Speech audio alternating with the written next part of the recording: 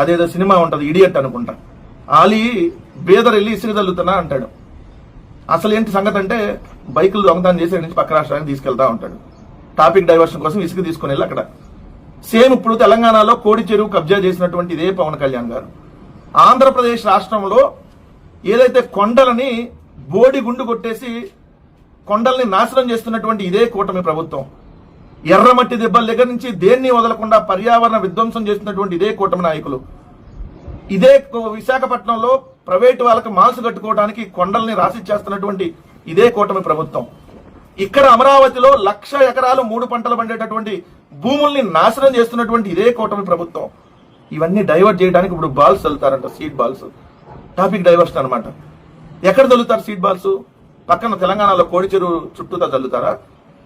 ఎటు చెరువు కబ్జా అయిపోయింది కదా చెరువు లోపల చల్లుతారా? లేదంటే ఇప్పుడు ఆంధ్రప్రదేశ్ రాష్ట్రంలో ఎర్రమట్టి దెబ్బల దగ్గర చల్లుతారా? యూనిటీ మాల్ దగ్గర చల్లుతారా? కొండల్ని పిండి చేసి ఎక్కడైతే నాశనం చేస్తున్నారో మంగళగిరి దగ్గర నుంచి అక్కడ విశాఖపట్నం దాకా ఏ కొండని వదలకుండా కొండల్ని ధ్వంసం చేస్తున్నారు కదా అక్కడ చల్లుతారా? మీ కూటమి నాయకులు కబ్జాలు చేసిన చెరువుల దగ్గర చల్లుతారా? ఎక్కడ చల్లుతారు?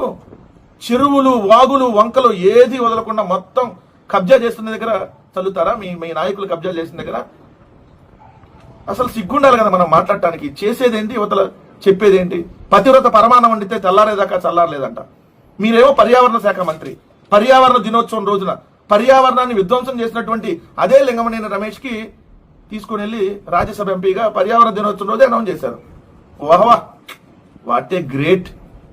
ఇదేనా మనం పర్యావరణాన్ని కాపాడేది, పచ్చదనాన్ని కాపాడేది? ఇదేనా? ఇదండి అసలు సంగతి. మరిన్ని వీడియోల కోసం మన సిద్ధం స్టూడియోస్ ఛానల్ సబ్స్క్రైబ్ చేయండి. జై జగనన్న.